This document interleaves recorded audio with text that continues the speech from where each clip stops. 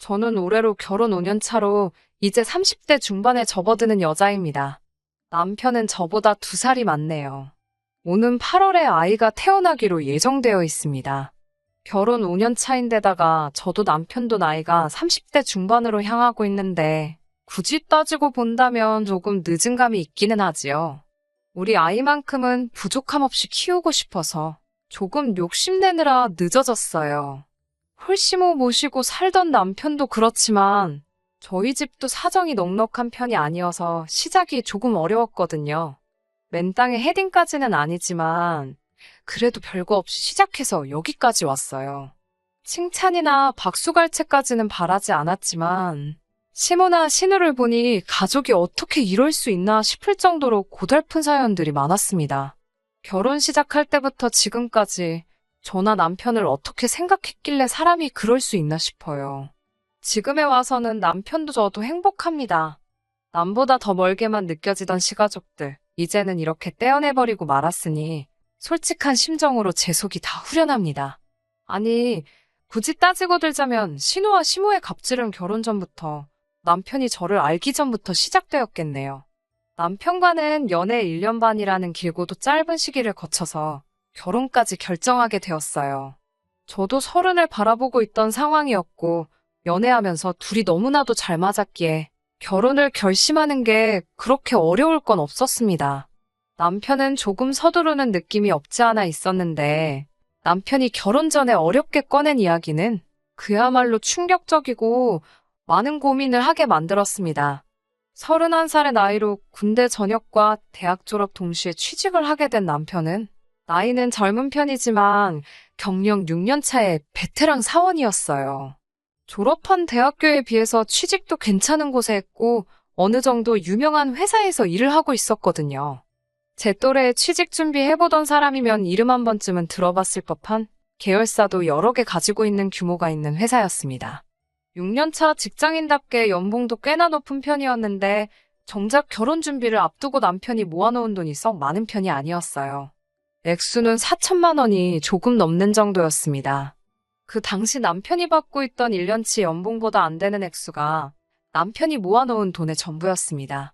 솔직히 많이 충격적이었어요. 왜냐하면 저 또한 4년차의 회사원이었고 회사도 연봉도 남편보다 제가 조금 떨어지는 편이긴 했는데 그런 저조차도 통장에 이미 6천만 원의 결혼 자금이 모여있던 상황이었거든요. 그렇다고 해서 연애하는 동안 제가 봐온 남편의 모습 중에서 과소비를 한다거나 소비에 있어서 절제를 못한다거나 비계획적인 지출을 한다거나 쓸데없는 데다가 돈 쓸 사람은 아니었거든요. 그래서 혹시 돈을 모으지 못한 부분에 대해 무슨 사정이 있는지 물어봤습니다. 남편은 솔직하게 말해줬어요. 아버지가 남편이 어릴 적 돌아가셨다는 사실은 연애하는 동안 이미 남편에게서부터 들어 알고 있던 이야기였는데 세세한 부분에 대해서는 따로 이야기해준 적은 없었거든요. 남편은 당시 홀시모 모시고 살면서 위로 누나가 한 명 있는데 누나도 아직 결혼을 하지 않아서 셋이서 다 같이 살고 있었어요. 남편의 누나, 그러니까 신우 또한 직장인이기는 한데 그간 집에 들어가는 거의 모든 비용, 생활비라든지 공과금이라든지부터 시모와 신우 용돈까지 전부 다 남편이 벌어오는 월급에서 나가고 있었다는 충격적인 사실을 전해주더라고요. 사실상 남편이 집안의 가장 역할을 하고 있었던 것이었지요. 숨기지 않고 말해준 용기가 참 가상했어요. 하지만 그렇다고 해서 정직하고 말고를 떠나 솔직히 누가 결혼 전에 그런 소리 들으면 기뻐하겠나요? 어느 집이던 그 집의 기둥은 뽑아오는 게 아니라는 말이 괜히 있는 게 아니기에 저 또한 결혼 문제가 쉽게 결정할 수 없는 일이라고 생각하고 있었습니다. 남편은 어렵게 입을 열었어요. 자기도 이런 상황에서 벗어나고 싶다고요. 처음에는 당연히 집안의 유일한 남자로 가족들을 먹여 살리는 게 자기한테 주어진 일이라고 생각했다고 합니다. 원래는 2살 위였던 누나가 돈을 벌고 있었기에 혼자서 힘들던 누나를 도와주고 싶었다고 해요. 그런데 신우는 남편이 취직을 한 그날에 다니던 직장을 그만두고 남편이 벌어오는 돈으로 놀고 먹었다고 하더라고요. 신우도 재충전에 시간이 필요하다 생각했던 남편은 딱히 다른 말은 하지 않았고 혼자 가족들 벌어먹이느라 힘들었지만 2년 정도 후에 누나가 직장을 다시 구하면서 한숨 돌릴 수 있을 줄 알았다고 하네요.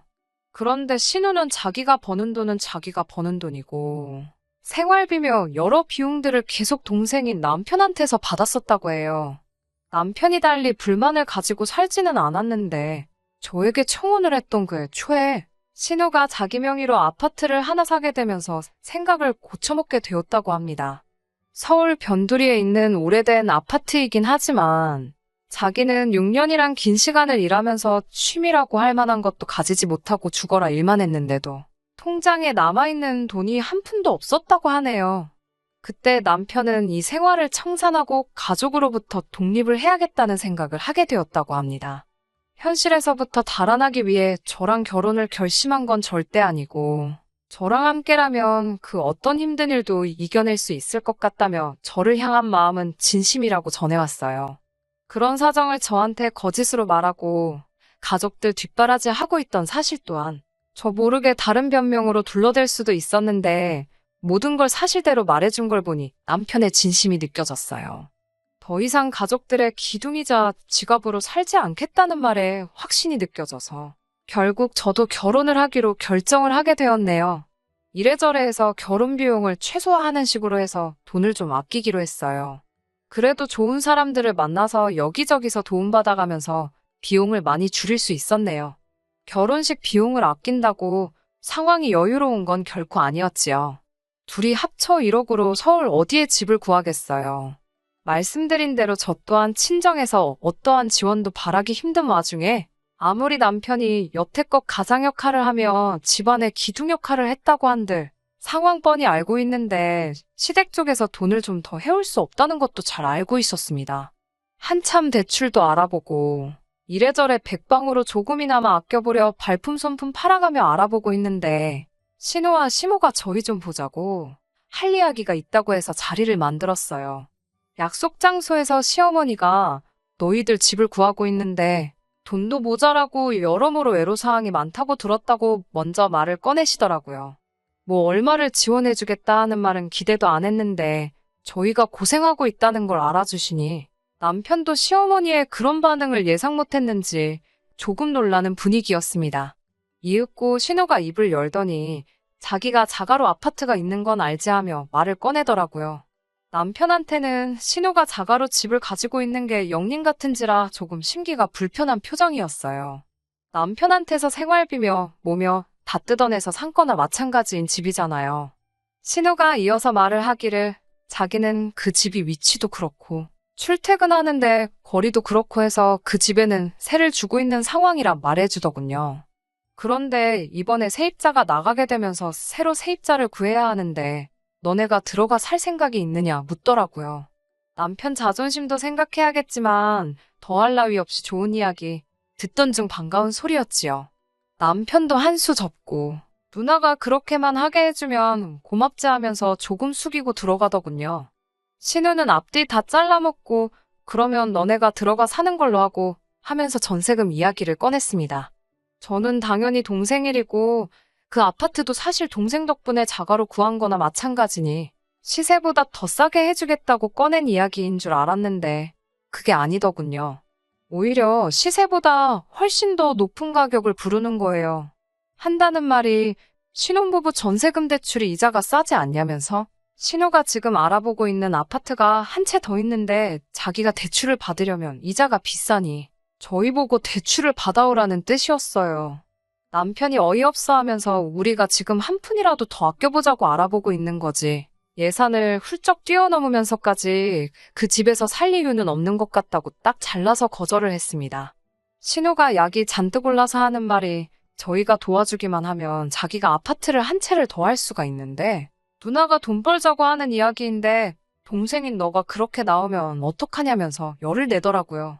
더럽고 치사하게 나오는 게 누군데 오히려 저희한테 역정을 내면서 짜증을 부리더라고요. 시모도 나서서 남편 보고 이자 싸게 돈 좀 해오라고 가족끼리 서로 도와야지 않겠냐고 하는데 말이 가족끼리 서로 돕자는 거지.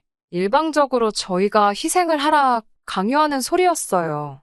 남편도 저한테 했던 말이 있으니 굴하지 않고 그렇게 할 생각 없다고 단호하게 나오니 신우가 이내 잠잠해지더니 알겠다고 하나뿐인 동생 위해서 자기가 손해좀 감수를 하겠다고 나오더라고요.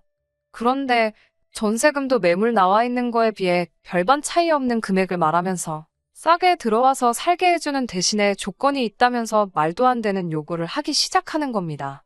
자기가 잘 아는 업체 알아봐 놓은 데가 있다고 저희가 새들어 살다가 인테리어를 싹 다 새로 해놓고 나가기만 하면 된다고 하는 거예요. 그러면서 견적이라고 말하는데 2년 내로 하면 지금 내놓은 견적 그대로 해주기로 했다고 3천만 원만 따로 모아놓으라는 거예요. 속이 훤히 보이더군요. 저희가 나가게 돼서 세를 다시 주거나 아파트를 팔거나 하려면 구축 아파트라고 해도 내부 인테리어를 새로 해놓은 게 더 유리하니 그 비용을 저희 보고 내라고 하는 거였지요. 끝까지 독립해서 이제 자기 인생 찾겠다는 동생한테서 마지막까지 한 푼이라도 더 뜯어먹을 생각밖에 없는 거예요. 남편도 결혼하면서 이제 생활비도 더 줄 수가 없다 이미 말을 했다고 하니 신우랑 시모도 이번이 마지막 기회라고 생각했는지 마지막 한 방울까지 밭잔에서 털어먹으려는 계획을 가지고 있던 겁니다. 그러는 와중에 언성이 높아지고 조금 다투는 식으로 이야기가 오고 가게 되었습니다. 여태 내가 벌어온 돈에 빌붙어서 산 집 아니냐.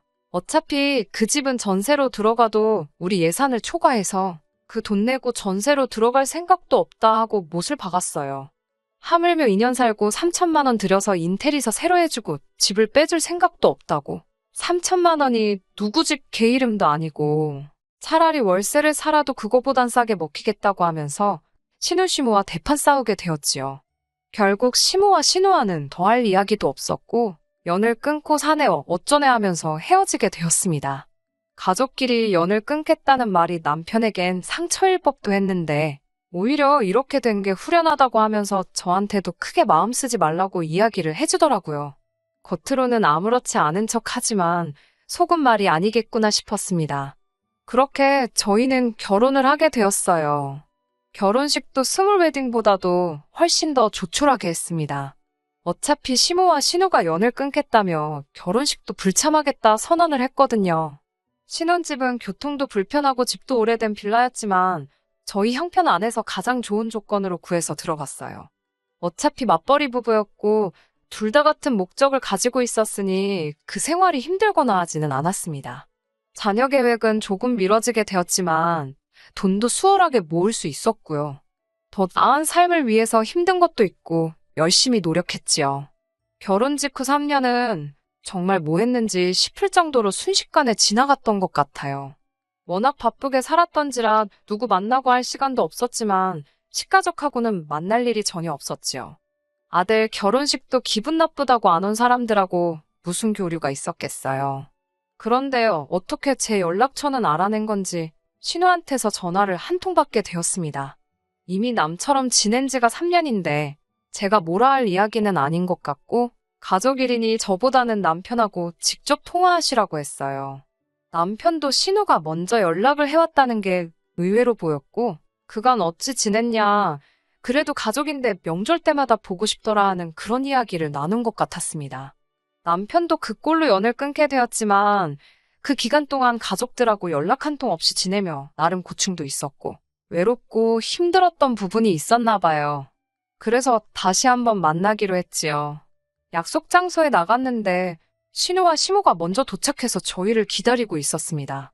멀리서부터 반갑게 손을 흔드는 두 사람 모습에 남편도 어느 정도 벅차오르는 듯해 보였어요.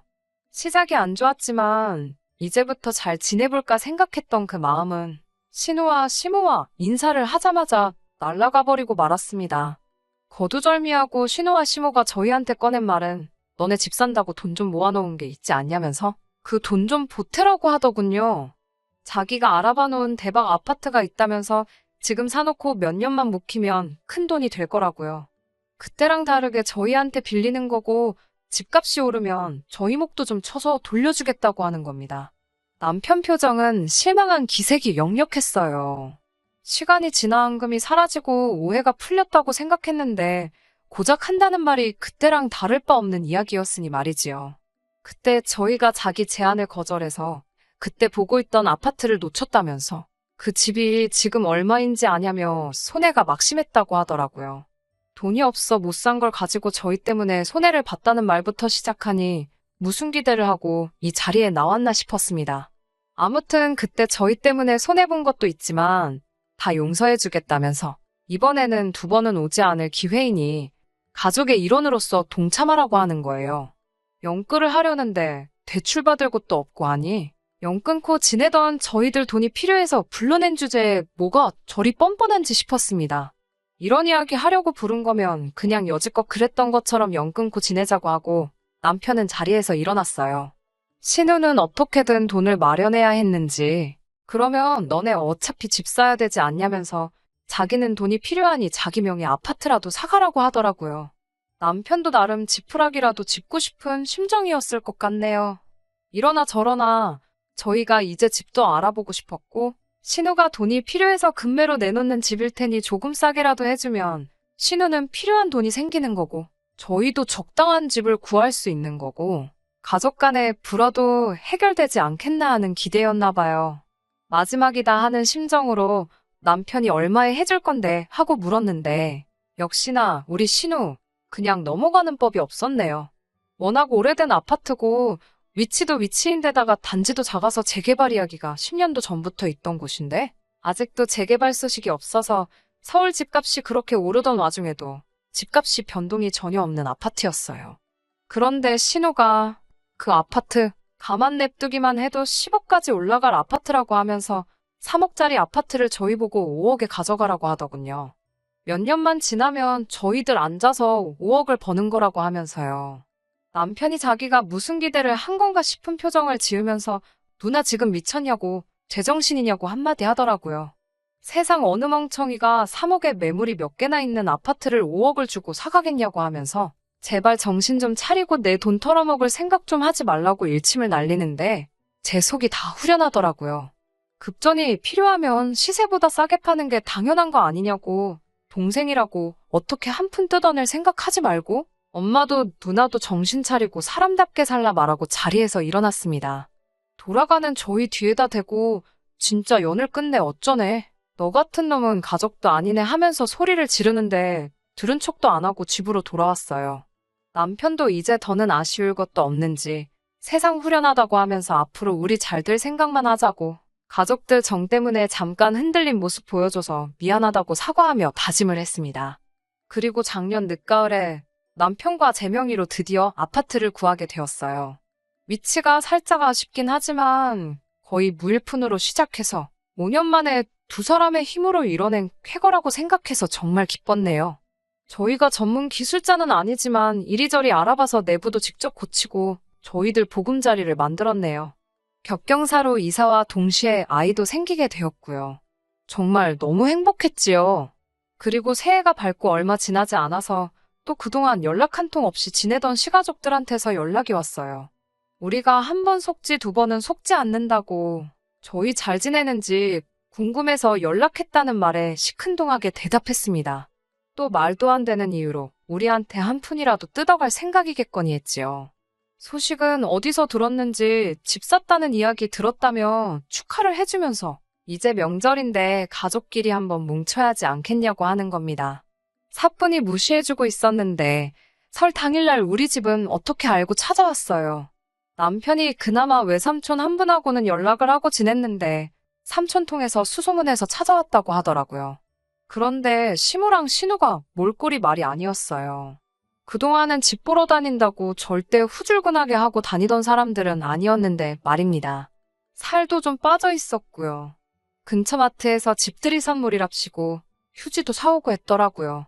남편이 여기는 왜 왔냐고 날이 잔뜩 서 있는데 그 몰골을 보니 그냥 보내기도 그래서 들어오라고 했지요.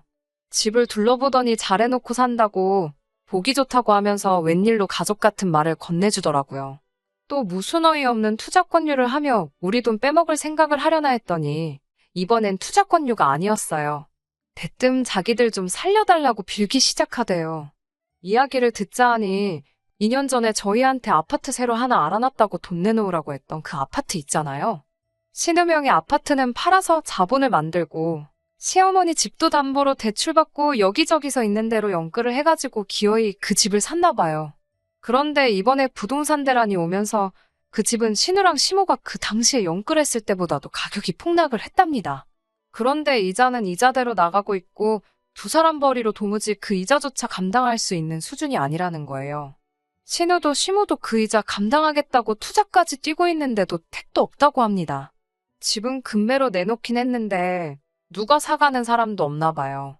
그 집이 정리되는 대로 빚잔치하고 저희 돈도 다 갚을 테니까 팔릴 때까지 이자 내는 것 좀 도와달라고 거의 바짓가랑이라도 붙잡을 기세로 제발 좀 도와달라고 울부짖더라고요. 목소리 떵떵거리던 양반들이 저 자세로 나오니까 솔직히 마음이 조금 그랬는데 남편이 그동안 쌓인 게 많았는지 일침을 놓더라고요. 누나나 엄마가 내가 가족들 도움 필요로 할 때 뭐 하나 도와준 적이 있느냐면서 어떻게든 나한테 한 푼이라도 더 가져갈 생각만 하던 사람들이 이제 와서 도와달라고 하면 자기가 도와주겠냐고요. 집들이 선물이라고 사온 휴지를 던지면서 이 휴지가 내가 첫 직장 취직하고 나서 처음으로 누나랑 엄마한테 뭐 하나 받아보는 거라고 만약에 생각했던 대로 투자가 잘 돼서 떼돈을 벌었으면 지금 이 자리에 나를 찾아오기나 했겠냐 하면서요. 그때 내가 내 돈 투자해서 날려먹었으면 어떻게 할 생각이었냐고. 이렇게 된 거 다 자업자득이지 않냐며 일 없으니 제발 가라고 엄마나 누나나 제발 염치 좀 챙기고 살고 이제 진짜 두 번 다시 우리 앞에 나타나지 말라고 속 시원하게 한마디 하더라고요. 얼마 전에 연락이 왔어요. 어떻게 신우랑 시모는 그 아파트를 정리하기로 했나 보더라고요. 손해가 막심했지만 그래도 다행인 건 빚은 남지 않았나 봐요. 아직 시어머니 집이 있으니 두 사람 빚 없이 지낼 곳도 있고 사는데 지장은 없을 건가 봐요. 신우랑 시모가 눈물로 용서를 구하고 앞으로 두 번 다시 돈에 관련된 이야기는 하지 않겠다고 다짐을 하는데도 남편은 단호하게 그냥 거리 두고 지내자고 못을 박더라고요. 남편은 가족과 완전히 등지게 되었으니 마음 아픈 일이겠지만 이미 5년을 연을 끊고 살았는데 어느 정도 이겨낸 것 같아 보이더라고요. 사람 쉽게 변하지 않는다고 지금이야 맘고생이 끝났으니 저럴 수도 있는 거고 아직 완전 쫄딱 망한 게 아니니 또 무슨 건덕지만 생기면 안 좋은 일로 얽히게 생겼으니 그냥 이렇게 있어도 문제 없다고 그냥 앞으로 우리 인생에만 집중하고 행복하게 살자고 하더라고요. 10년간 속에 삭혀만 두고 담아두고 있던 말을 했으니 남편 속이 얼마나 후련했을까 싶어요. 저도 제가 나서서 남편과 시어머니, 신우 사이를 이어주거나 하지는 않으려고요. 다른 사람도 아니고 자기 가족들 문제니 해결할 생각이 있으면 남편이 어련히 알아서 잘하겠지 믿음이 가네요. 남의 집 기둥은 뽑아오는 거 아니라고 해서 걱정했는데 괜한 걱정을 했던가 봐요. 저희는 새 보금자리에서 곧 태어날 아이와 함께 행복하게 살 계획입니다. 끝까지 들어주셔서 감사합니다. 오늘의 사연은 여기까지입니다. 구독과 좋아요, 알람 설정 부탁드리고 더 좋은 사연으로 다시 찾아뵙겠습니다. 감사합니다.